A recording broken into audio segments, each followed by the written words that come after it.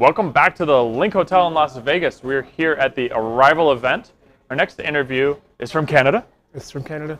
Jason from Checkfront. Do a quick intro. Yeah, my name is Jason Morehouse. I'm the co-founder and CEO of Checkfront. And Checkfront does? So we're an online booking system, reservation system primarily for tours and activities. And how long have you guys been around? We started in 2010. Okay, so a little earlier on the curve from the ResTech side, right? Yeah, it was a 2 to 3 man operation for about 3 years. So 2013 is really when we started to pick up speed, momentum, and traction, customers, and kind of went gangbusters from there. Seems like that year was the year. You know, a lot of that started happening. I think the timing was right. I mean, there's a lot less education from suppliers and merchants. Earlier on, it was a lot of kind of, here's why you need a booking system, and a lot of kind of education and advocacy, whereas now it kind of picked up and people understand. Does it help when one supplier sees their either competitor or friend who has inventory in a different way? It's kind of like, oh, I want that, or hey, Bob, how'd you do that? Yeah. Kind of thing. Okay. How did you get, or in 2013, as that inflection point started happening, how did you manage the growth? You know, I know you said you just raised some money a while back, but how did that happen? Because I think a lot of times that's helpful for other startups to understand. I mean, really investing in people was a big one. So the team went from 3 to 6 to 12 to 20 to 50 to 60 now. So as we brought in smarter people than us to build the product, to support the product, to kind of grow out the whole ecosystem around it, that's really when we started to see the growth. I'm told that our whole office is watching us back at the whole office is there. We gotta say it's like, hi, mom. You know, it's the same kind of thing. No pressure. No pressure at all. Yeah. So we're 2017, 7 years in, right? Yeah. Next about 12 months, let's kind of keep it tight in. You know, what are you guys hoping to accomplish in that time frame? Yeah, so we're, I mean, for us, it's just a bigger kind of go-to-market strategy. So it was 4 or 5 years of solid product focus, working with that early group of customers to build what they need and kind of refine it over time, that iterative approach to building out the product, which has been great. But now it's really just about scaling out, more of the sales and the marketing have come online in the last year and a half, and participating in things like this, really getting the brand out there. And is it nice to have a conference for In-Destination? I've been asking everybody about that. Yeah, absolutely. I mean, we do a fair amount of shows and trade shows, but the tour activity component is usually on the fringe, right? So this is awesome to be here with our customers, our partners, OTAs, even our competitors. It's really good. It's amazing. It's bigger than car rentals. I mean, the industry is massive, but there's also the idea that it itself is so fragmented. There's different verticals within tourism activities, and so it becomes very complicated to kind of unpack. Hundreds. Right? It's crazy. So why did you want to do this in such a crazy? Is that the opportunity you saw, or? Yeah, I think we went in a little naive. As you should. Good companies sometimes are built that way, right? Most of the time. But we saw from our own experience a big hole in the market as a consumer. So both me and my co-founder have kids. We're booking activities, ski chalets, things to do with the family, and literally like faxing and mailing checks and stuff like that. So I come from an e-commerce background, strict e-commerce. My co-founder has a tour and activity kind of background. So we're like, somebody's got to build this. So we set out to do it, and it's been quite a ride. So we've got about 4,000 suppliers and customers now, 120 countries. So it's been amazing. And it's going to keep accelerating. It seems like you're kind of going up the curve a little bit. Yeah. That's the plan. Just keep going at it. Yeah. Let's talk about merchandising. I talked to a few people, but I'm really interested in the opportunities because you said your e-commerce background. But if you're a tour operator and you have 100 tours, that's a lot of packaging on the shelf that you can play with images and copy and all the type of booking flows. So how do you guys approach merchandising when people are loading inventory into your system and you're kind of helping make that happen for them? So far as like packaging and merchandise? Yeah, and just like how they, making sure that what they're selling is presented well and it leads to ultimately to the conversion. Yeah, and it's a tricky one. There's a lot of challenges in getting them to do it the right way. Early on, it was a lot of kind of, again, education, best practices. Here's how to present it. Here's the reasons why you want to upsell and cross-sell. So we do work with our suppliers directly. In many cases, our support or customer success team will kind of work with them to make sure they're monetizing the full set of their inventory. recently we released a new product, a consumer layer on the top, which is a product called Site Builder.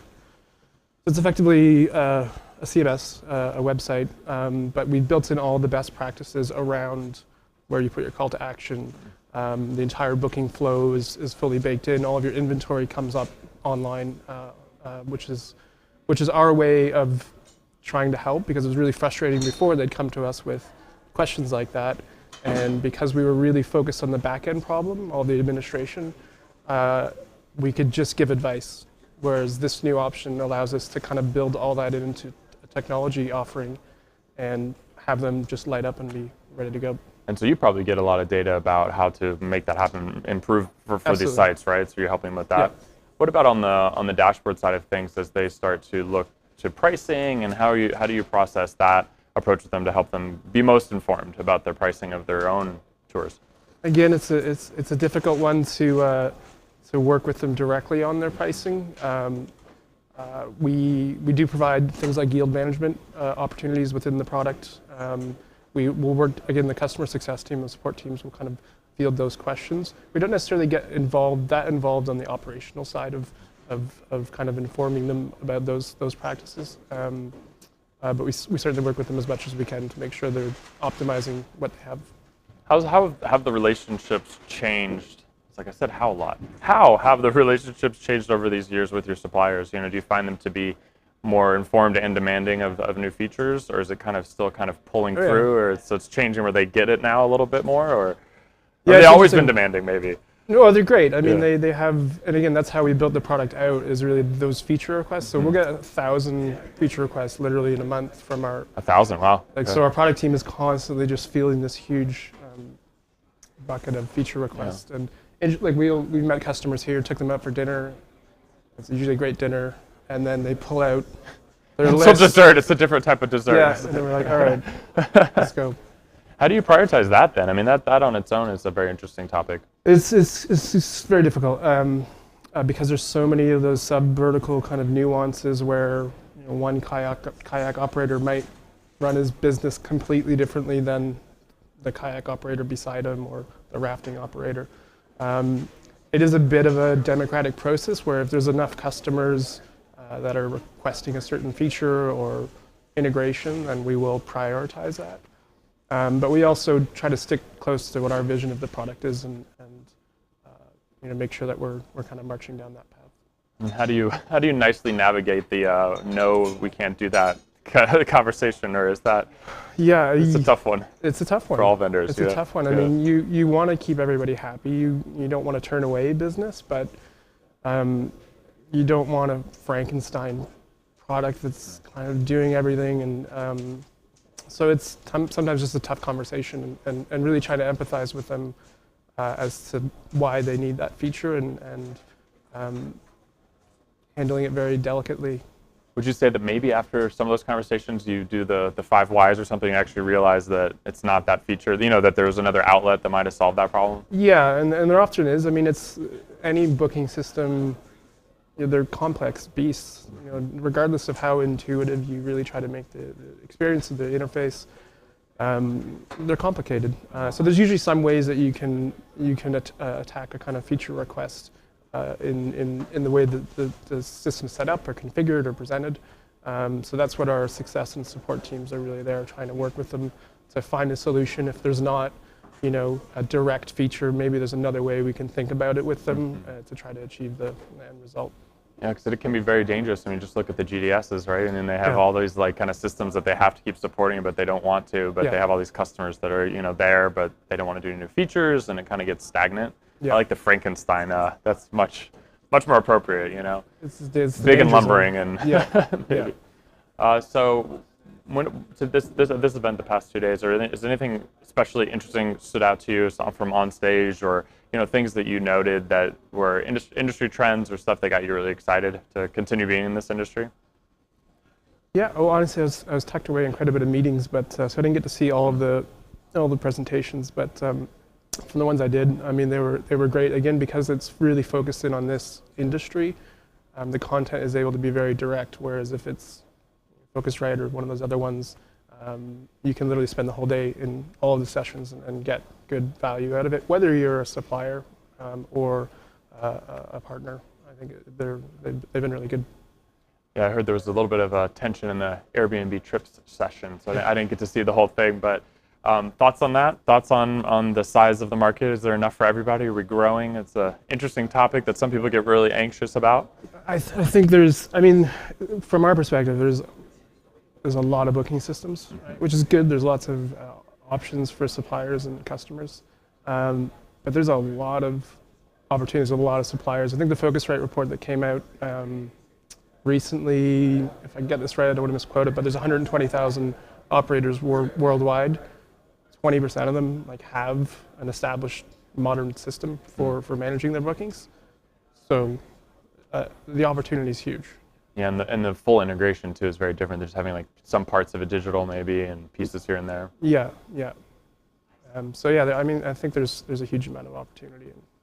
And on the mobile side of things, as consumers come to destination, are you seeing like booking windows, 24 hours? I've heard a couple of things. Is it shortening for you guys? Do you think is 24 hours even too long? Like is it really becoming like 6 hours or I think that's where it's going to go. It's going to depend on the kind of sub-vertical that we're talking about. But in destination, you're in Vegas. If you're I'm not terribly prepared in that way. And it frustrates my wife to hell, but I just like to kind of arrive and be like, all right, here's what's going. In fact, our marketing manager over there just booked something for this afternoon in Vegas. So it makes complete sense. And it's on your phone. You're 2-3 hours away. You want to find something to do. It's going to increase. Yeah, you think so? Yeah. Well, is the demographic? I guess with reservation systems, is the demographic data that might come through? Does that kind of allow you guys to help the suppliers, or I kind of sit more with the suppliers to understand that certain demographics need this time frame, or both? Yeah. They have access to it, so they have in their reporting, the trends, whether the increase in mobile bookings, which we're seeing, which they'll see in their own reporting.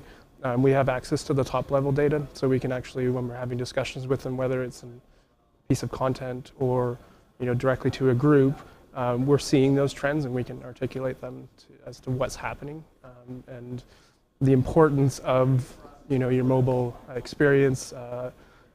We did an audit of all 4,000 customers recently, last 6 months, scoring their presence, and this was the precipice for building Site Builder. Mobile friendliness, clear call to action, and scored each one of those. And it was unfortunate that there was a huge amount of them were just really unprepared. So presenting that data and saying, this is what's happening, this is why you need to kind of modernize and build out your online presence. Focus on that.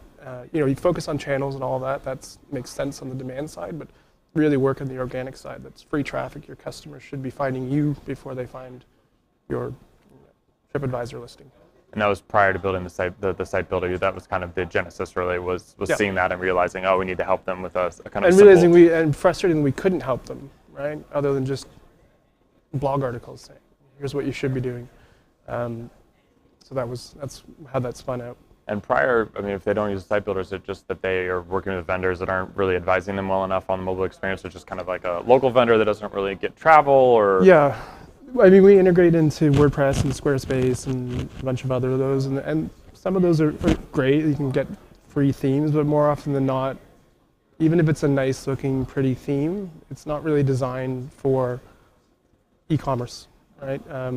So we know that around 70% of consumers coming to an operator's website, they're there to check availability, check pricing, and make a booking. So that's what those sites should really be designed to do, is to take that visitor, convince them with all of your trust signals and reviews and photos that you're the place to go, and get them through the booking process as quick as possible. I like the trust signals phrase. That's a good, really good important, phrase. Right? Yeah. What are some of the things that do signal trust that you recommend always?